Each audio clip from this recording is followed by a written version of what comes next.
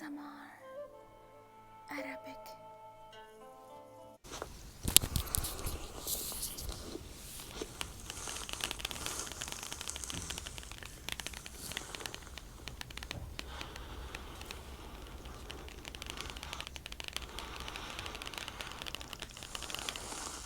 مرحبا، كيفكن أحبتي جميعا؟ يا رب إن شاء الله تكونوا بألف ألف خير. أحبتي، اشتقت لكم،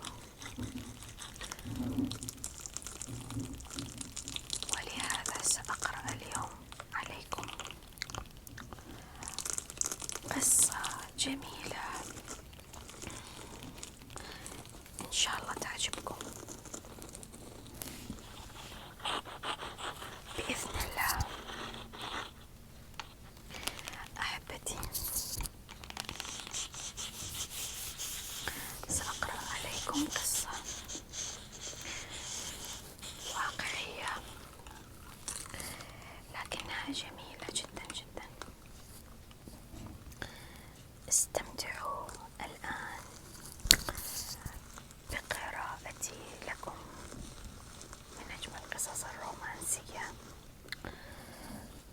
ستأخذكم إلى عالم جميل من الخيال والرومانسية مع أحداثها المشوقة والمثيرة. أحبتي،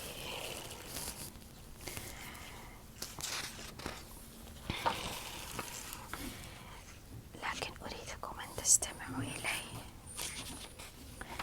من أجل الاستمتاع فيها.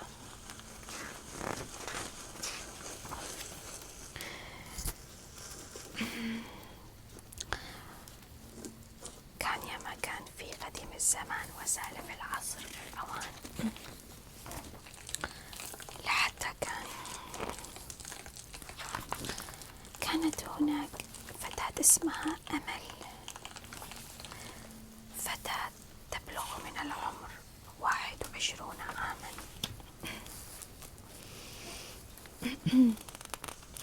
يشهد لها الجميع بالرقة والجمال اللافت للنظر.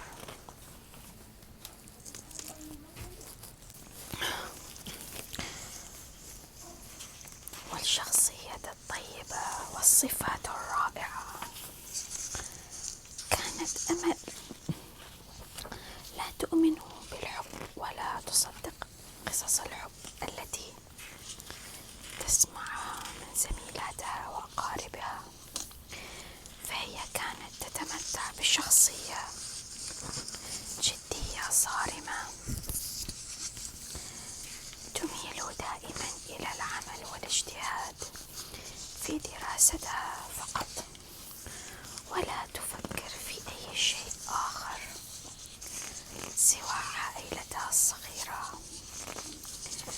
ألا إن أمرا غريبا كان يحدث معها دائما يثير قلقها. كانت كل ليلة تقريبا ترى في منامها حلما به شاب وسيم يتقرب إليها وتقع في حبه ويطلب يدها للزواج. وكان الغريب في الأمر هو كثرة تكرار هذا الحلم وظهور نفس الشاب، حتى أصبحت تحفظ ملامحه تماما، على الرغم من أنها لا تعرفه ولم تشاهده من قبل في واقعها.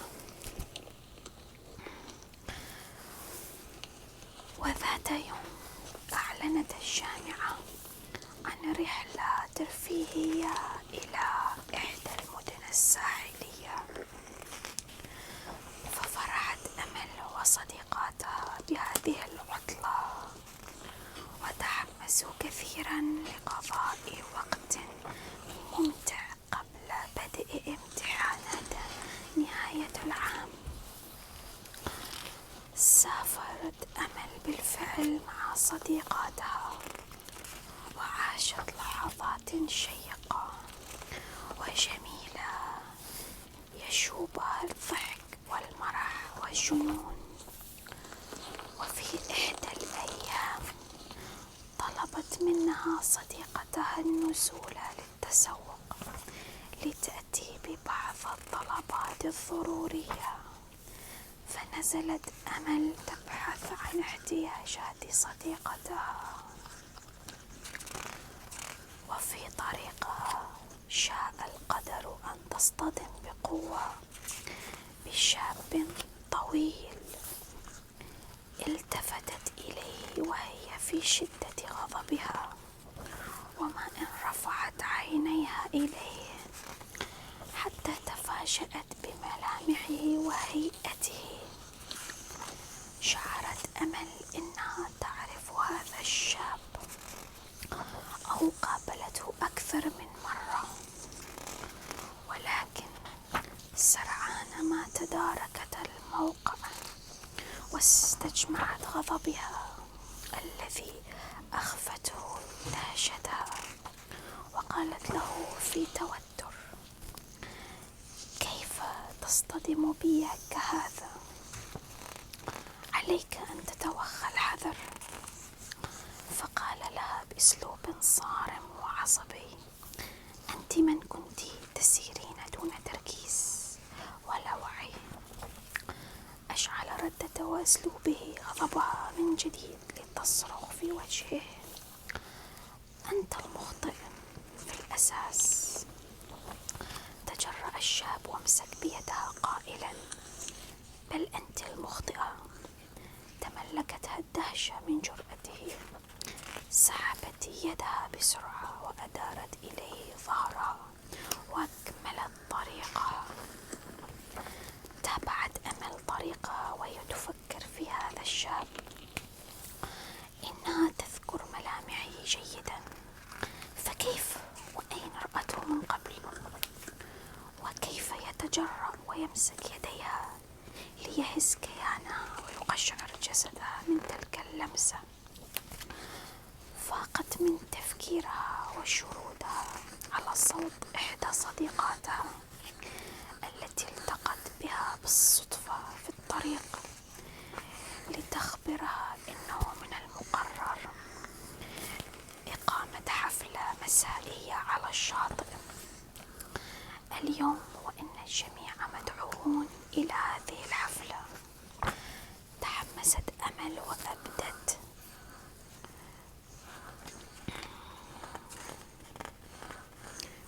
نيتها في الحضور، وبالفعل في المساء تجهزت أمل وصديقتها وذهبا معا إلى الحفل. وهناك تفاجأت بوجود الشاب الذي التقت به في الصباح.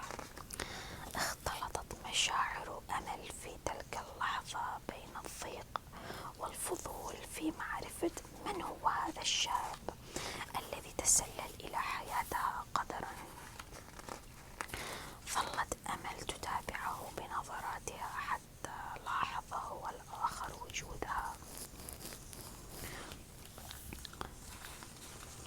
أراد أن يقترب منها ويتعرف عليها، ألا إنه خشي ردة فعلها، ولكنه تجرأ بعد أن اكتشف إنها صديقة مقربة لجارته. بدأ الشاب حديثه مع أمل بالاعتذار عما حدث منه في الصباح، وتقبلت أمل اعتذاره، وبدأ كلاهما في الحدث عن بعض التفاصيل والموضوعات المهمة حتى نسوا كل من حولهم.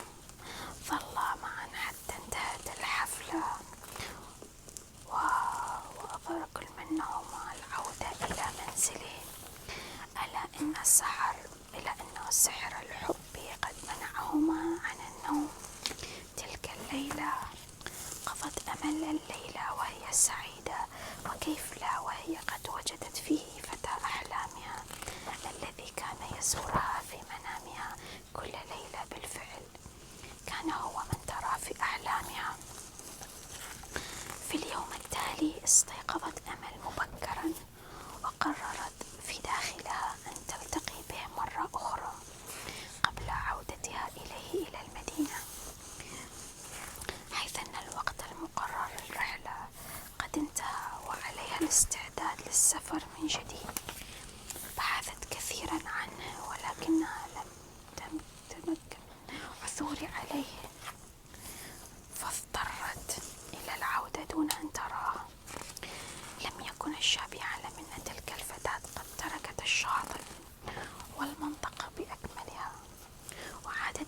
مدينته. ظل يبحث عنها بعدها لعدة أيام لكن دون جدوى. شعر هو الآخر بشيء غريب تجاهها. لقد انجذبت روحه إلى تلك الفتاة الغريبة. مرت عدة أشهر بعد هذا الموقف وعاد كل منهما إلى حياته الطبيعية دون أن يبدي اهتمام كبير بما حدث. ولكن في الواقع لم يتمكن أي منهما من نسيان الآخر أو محو تلك الذكرى الغريبة من ذاكرتهما. وذات يوم جاءت إلى أمل دعوة لحضور حفلة زفاف إحدى صديقاتها، فخرجت لشراء فستان جديد من إحدى المولات. ومن جديد تكرر معها نفس الوقت حيث اصطدمت بشاب أثناء سيرها. التفتت إليه فإذا به نفس الشخص. سيطرت عليهما الدهشة لدقائق وهما غير قادرين على استيعاب ما يحدث. استغل الشاب الفرصة وعرض عليها الجلوس في إحدى الكافيهات للتحدث قليلا. وافقت أمل دون تفكير، وهناك اعترف لها بحبه وإعجابه بها ورغبته في خطبتها، وأنه قد بحث عنها طويلا. غمرت الفرحة قلبها وعادت إلى عائلتها تخبرهم بما حدث معها. وتم الاتفاق على عقد القران بعد سنة وشهر. الآن قد تزوجا ولديهما 3 أطفال، ولا تزال أمل تحلم بزوجها كل ليلة وتكتب مذكراتها بعنوان: فارس أحلامي لا أعرفه ولكني عشقته بجنون. أحبتي، أتمنى أن هذه القصة الجميلة الواقعية عجبتكم.